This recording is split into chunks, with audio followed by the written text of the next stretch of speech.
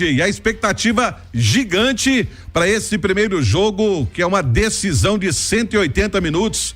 Amanhã, Arena MRV, o Atlético contra o Vasco. E esse Galo, como é que chega? Tá reforçado, não está reforçado? Boa noite, Claudão. Boa noite, Romano. Boa noite, Ale, a todos aqui no Bastidores. O Galo chega sim reforçado, né? Com a volta do Otávio. Otávio, para muitos, Romano, ou é o melhor jogador da temporada ou um dos top 3, né? Do Atlético esse ano. Jogou muita bola até aqui na temporada. É top 3, Ale? Ele é muito regular, viu? Em termos de regularidade, eu acho que ele, sem dúvida alguma, tá entre os melhores. Você não tem, sabe? Todo jogo ele joga bem, né? Impressionante. A regularidade dele é impressionante. Muita gente. Ontem, inclusive, a gente na mesa redonda, nós fizemos essa pergunta, né? E aqui na mesa teve nomes, né? Nome do Otávio citado ali na redação também. Tem o Hulk, sempre muito decisivo, né? Não dá pra gente tirar o Hulk dos mais importantes da temporada. O Scarpa é muito citado também, né? Pelo tudo que vem fazendo. E tem o Otávio fazendo aí também bons jogos.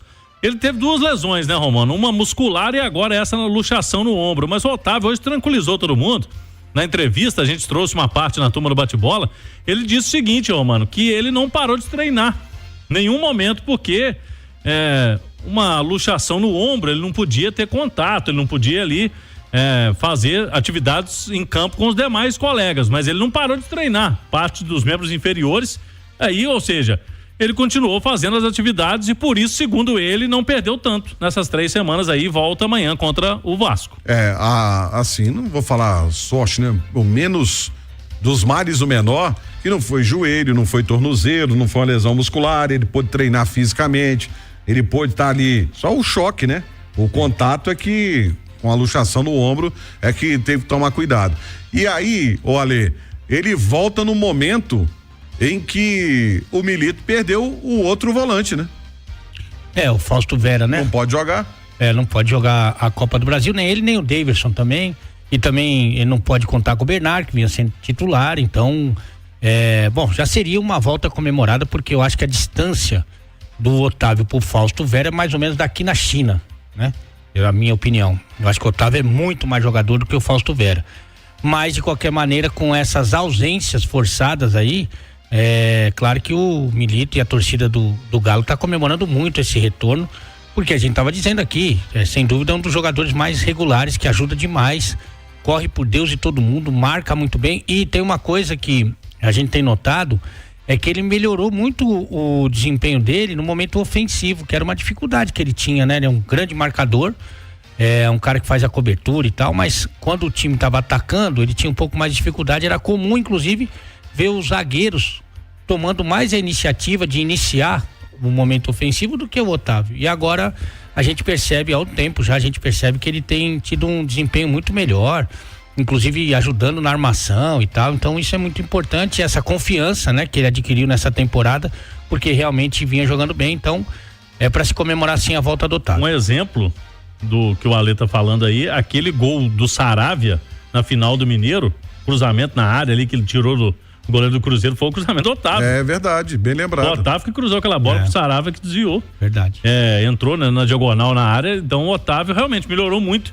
Ele contratou também uma parte de desempenho, né? Uma análise de desempenho dele. Particular. Então, assim, o Otávio tá investindo e teve uma melhora nítida, né? Nos últimos meses aí. No início do ano mesmo, ele tava meio reserva, né? Do Filipão. Depois ele engrenou aí. Na verdade, desde que chegou, né? O Batalha sempre foi o primeiro volante titular de todos os treinadores. Exato. De todos. Aí quando o Batalha estava indisponível, machucado, aí o Otávio tinha oportunidade. E aí formou uma dupla interessantíssima com o Alan Franco, né? Sim. Os dois se completando, impressionante. Muito boa mesmo. E aí, o Romano, na zaga, ele não tem o Saravia de novo, né? O Saravia tá na reta final de recuperação e, além de tudo, tá suspenso amanhã. Ele já recebeu o 3º amarelo, não poderia jogar contra o Vasco. Ele vai com o Lianco, né? O Lianco fez um bom jogo contra o Fluminense, foi elogiado ali, eu acho que não vejo motivo de mudança. A zaga ele vai a mesma. Vai com o Lianco, com o Batalha, com o Alonso e com o Arana. E aí no meio campo a única dúvida realmente quem que vai ser o substituto do Bernard. Isso aí, essa dúvida o Milito vai levar pro vestiário, ele não vai desfazer esse mistério antes do jogo de amanhã.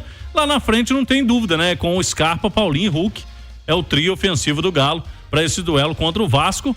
É bom destacar, né, que agora a situação é inversa, o Galo joga o primeiro jogo em casa e em São Januário a gente conhece, né, Romana? Sempre muita pressão, o Galo precisa de um bom resultado para sair na frente. É uma pressão gigantesca. Ô Ale, quem você escalaria pro lugar do Bernard? Aliás, o Vasco tinha a oportunidade de botar esse jogo no Maracanã e fazer um dinheiro, você imagina o público e renda do Maracanã, mas ele preferiu jogar na panela de pressão deles, onde eles estão acostumados mesmo. Eu tenho uma escalação aqui que não vai, o Claudinho já vetou, então, mas eu vou falar mesmo assim, mas o Claudinho já falou que não tem nenhuma chance, que é Lianco, Fux, Júnior Alonso e Arana, Batalha, Otávio e Alan Franco, Scarpa, Paulinho e Hulk. Essa seria a minha, né? E você dá liberdade pro Alan Franco, dá liberdade pro Arana, dá liberdade pro Scarpa, desobriga o Paulinho e o Hulk a voltarem tanto, porque você vai ter ali os 3 zagueiros, né? O Lianco fazendo o lado direito, mas como um lateral, mas os 3 zagueiros de origem, e vai ter 3 jogadores de forte marcação. Seria a minha, não será a do Milito certamente. Dentro das opções que estão se ventilando, que seriam o Rubens, o Vargas e o Igor Gomes, eu não considero o Igor Gomes. Só se ele estiver fazendo aquele negócio do Silvio Santos. Você lembra aquele negócio do Silvio Santos? Você ganha com mais ponto ou menos ponto? Então quem fez menos ponto ganha o prêmio também. Porque a temporada do Igor Gomes, ela é muito ruim. Muito ruim. O jogo que o Rubens fez, esse último jogo, que foi um jogo ruim do Rubens, que é difícil você achar um jogo ruim do Rubens. Esse é o padrão de jogo do Igor Gomes. E o jogo ruim do Rubens foi melhor do que o do Igor Gomes. Então, para mim, seria o Rubens a primeira alternativa, já que essa aí que eu sonho não vai acontecer. O Vargas a segunda alternativa, mais ou menos para espelhar o que aconteceu com o Daverson. O Vargas entraria no lugar do Daverson, que entrou no lugar do Bernard naquela oportunidade, e não considero mais nenhuma alternativa. Eu particularmente, assim, se fosse escalar, eu só faria uma mudança do time que você falou. Eu não entraria com o Igor Gomes, entraria com o Rubens no meu campo. Sim. Eu entraria com o Rubens no meu campo. Hoje a gente fez uma enquete no Rádio Spots entre Igor Gomes, Rubens e Vargas. O Rubens ganhou aqui no chat. A família do Igor Gomes votou no Rubens. A família, a gente estudou os dados. Não, é difícil. O Igor ficou em terceiro nessa disputa aí, mas o torcedor acho que quer ver mais o Rubens, né, Romano? Nessa dobradinha com a Arana, porque disputar com a Arana fica difícil pra ele. E o Rubens, ele tá jogando só quando o Arana descansa praticamente, né, no Atlético. E vamos ver, né? Amanhã seria um pouco de surpresa, mas não podemos descartar, né? Se o Milito pensar em algo pra esse tipo, do lado esquerdo do Vasco ali, né? O lado esquerdo do Galo, direito de defesa do Vasco, que pode até ter uma dobradinha de laterais lá, né? Já com a ausência do David, 2 laterais, o Paulo Henrique é aquele que jogou no Galo, né? Sim. Lateral esquerdo jogou muito pouco tempo aqui no Galo, veio lá do Rio Grande do Sul, né? Veio pro Galo, do Juventude, ficou muito pouco tempo aqui, e tem o Puma Rodrigues também, mas vamos ver. Eu acho que são essas 3 possibilidades aí de time. Fato é que o Galo amanhã deve tentar fazer, né, Romano, aquela pressão, tentar colocar intensidade no jogo para não deixar o Vasco confortável. O Vasco vai tentar diminuir a velocidade do jogo para tentar depois definir lá em São Januário. Eu acho que até seria interessante se o Vasco colocar uma dó pelo lado direito, o Atlético uma dó pelo lado esquerdo. E tem outros aspectos e também. Sem contar que que o Arana tem características de cair para dentro, jogar por dentro do corredor, e aí com você tendo o Rubens, você tem a possibilidade, quando tiver a bola, ele atacar por dentro ali para confundir a marcação. No momento ofensivo, isso que você falou, essa movimentação seria brilhante. O Rubens defensivamente trabalha muito bem, tanto que muitas vezes é lateral. Uma posição boa. Exatamente. Ele pode, com essa forte marcação, com essa forte recomposição, ele pode dar um alívio pro Hulk e pro Paulinho, né? Então, assim, são vários aspectos, e tecnicamente ele é mais rico, ele é mais decisivo do que o Igor Gomes, né? Então, sim, são vários aspectos que deixam o Rubens com um grande favoritismo para ficar com a vaga. Então esse é o motivo que a gente sabe que ele não vai ficar. Então já pode esperar o Igor Gomes mais uma vez. Você acha? Essa é a lógica. Olha, tem uma coisa que chama verdade do campo e bola, né? E nem sempre ela é respeitada. E isso é uma coisa que o atleta de futebol, ele gosta muito que isso aconteça, né? E a verdade é que o Igor não tem trabalhado para isso. Mas assim, não tem trabalhado há muito tempo. Contra o Fluminense na Libertadores, lá no Maracanã, ele foi a primeira alteração do Atlético. E é meio que inexplicável, mas enfim, é a preferência. Cada treinador tem as suas. O Milito tem algumas, né? Ele gosta bastante do Igor Gomes, ele gosta bastante do Cadu, gosta bastante do Fausto Vera. E ele é o treinador, ele é o comandante, então ele deve saber o que é melhor pro time dele. Eu iria com a minha escalação, que então, o Claudião já... Porque ele não vai tirar o Batalha da zaga, né? Nesse momento. Mas enfim. A sua aí, ele iria no meio, né? No meio. Mas se não tem essa possibilidade, infelizmente, eu iria com o Rubens.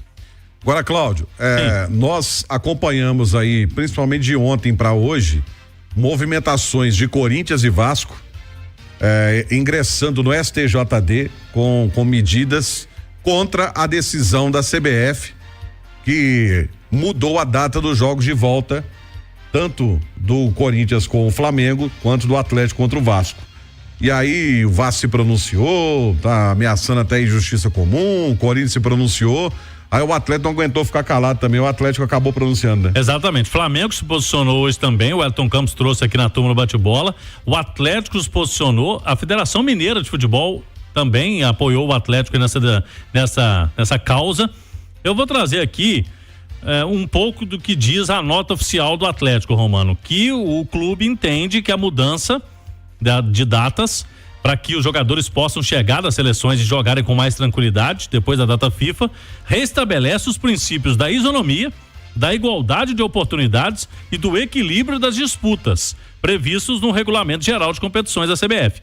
O Galo lamenta que o Vasco e o Corinthians tenham acionado o STJD contra a referida alteração, atitude que contraria todas as diretrizes citadas acima, bem como os princípios da ética e do fair play desportivo.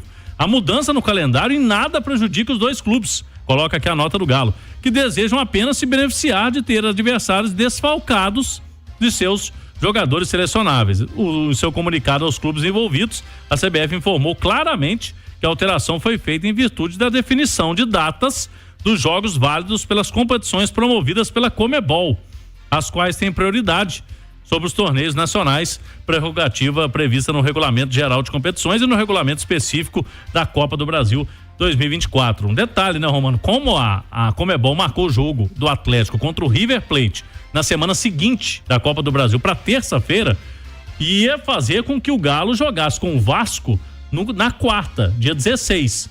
Porque aí joga quarta, joga sábado e terça, ok? Sem aquele período, né? Com o período regulamentar de jogos, de um pro outro. Quarta, dia 16, é um dia depois dos jogos das eliminatórias. O Galo ia jogar sem nenhum jogador, né? Ninguém ia jogar. Porque 4 foram convocados, né? 5, né? Porque o Alan Franco não, são 4, né? O Alan Franco, o Vargas, o Alonso e o Arana. São 4 jogadores, 3 titulares, né? Pois é. O Vargas não é um titular hoje, mas é um jogador importante também. E por mais que você fale, o Arana estará em Brasília, né? O jogo do Brasil em Brasília, um dia antes. Mas se o Arana for titular da seleção e vai jogar um dia depois, 90 minutos de novo, aí não tem condições, né? Então, o que a CBF fez foi colocar o jogo lá no fim de semana, os jogadores vão ter tempo de voltar, mas o Galo vai jogar com Fortaleza no Campeonato Brasileiro nessa data de 16 sem nenhum jogador. Mas aí, pelo menos pro Galo, não é uma semifinal de campeonato, é um jogo de pontos corridos, o Campeonato Brasileiro, que hoje ficou pro Galo no segundo plano, né, Roma? Você imagina se fosse o Botafogo. O Botafogo, o Almada está numa pré-lista da seleção argentina. 6 jogadores convocados do Botafogo. Então, assim, e no caso do Atlético e do Corinthians, quando você tem jogadores convocados, você é prejudicado. Você é prejudicado por ter a competência de chegar em fases finais de 3 competições. É um desrespeito já geral com a própria competição, né? Com as competições nacionais, porque vamos supor que você é um clube que vai disputar o Brasileiro, a Copa do Brasil, enfim, aí você quer investir, você vai trazer jogador de seleção, traz um da seleção da Argentina, o outro da seleção da Colômbia, o outro da seleção que é convocado para a seleção brasileira e tal. você corre grande risco de ficar sem esses caras. Porque tem um detalhe. Se for para amistosos, você pode não liberar o seu jogador. Mas eliminatórias é considerado pela FIFA já como Copa do Mundo. Claro. E você é obrigado a liberar. Como, por exemplo, várias equipes do Campeonato Brasileiro ficaram sem seus atletas durante a Copa América. Sim. Então vale a pena investir, vale a pena você contratar grandes atletas para ficar sem esses caras, porque no Brasil não se respeita a data FIFA. Outra coisa, você tem a semifinal, não estamos falando da segunda fase, uma semifinal da Copa do Brasil. Pô, não é justo para o futebol brasileiro que você possa contar com a maioria dos bons jogadores que atuam aqui. Hoje é o Galo, o Flamengo um pouco mais, amanhã certamente será o Vasco, será o próprio Corinthians, sabe? Então eu acho que é pensar no futebol como um todo, não só você olhar só pro seu umbigo, meu. De novo isso acontece, de novo esse pensamento pequeno, e é até triste pro futebol brasileiro, viu, Romano? É verdade. Ô, Claudinha, que vamos ter casa cheia amanhã? Vamos, já tem aí cerca de 35 mil garantidos, devemos bater a marca de 40 mil até amanhã, Romano. E aquele pedido da diretoria do Atlético, né, pro torcedor que já comprou ingresso ou que vai comprar ingresso, para tentar se antecipar, né? Porque o horário complicado esse do rush, do trânsito ali na Arena MRV. O último jogo com o Fluminense, a gente viu muita gente já entrando com bola rolando. Então, quem puder, né? Porque também tem muita gente que não pode sair muito cedo do trabalho, mas quem conseguir a liberação, se adiantar o mais rápido possível, chegar na arena, porque o Galo tá preparando de novo aquela grande festa. Então estão sendo feitas grandes festas, né? Antes da bola rolar ali com bandeirolas, com papéis picados, com mosaicos, e não vai ser diferente amanhã. O Galo quer fazer essa festa amanhã, contra o River vai fazer também, né? Na semifinal da Copa Libertadores, quer fazer na final da Copa do Brasil, o time avançando, e quer levar essa festa lá pra Argentina na final única, né? Porque o Galo for pra final da Libertadores, não tem jogo na arena, um jogo único, mas aí pode fazer a festa também onde for o jogo lá na Argentina. Possivelmente vai ser no Monumental de Nunes, né, Romano? Eles testaram alguns estádios lá, mas é o que tem mais capacidade para ser a final da Libertadores. E aí reformado e ficou bonito pra caramba, viu? Monumental de Nunes ficou muito bonito. Ô, Romano, uma informação que a gente trouxe hoje no itatiaesporte.com.br, nosso colega Henrique André, o goleiro Everson começou a conversar já com a diretoria do Galo para prorrogação do contrato, viu? Opa. O vínculo dele é até o fim do ano que vem, então ele tem mais um ano e pouco, né, de contrato. O Atlético tem intenção de renovar com o Everson, que tá aí com 35 anos, goleiro a gente sabe, tem vida longa, né?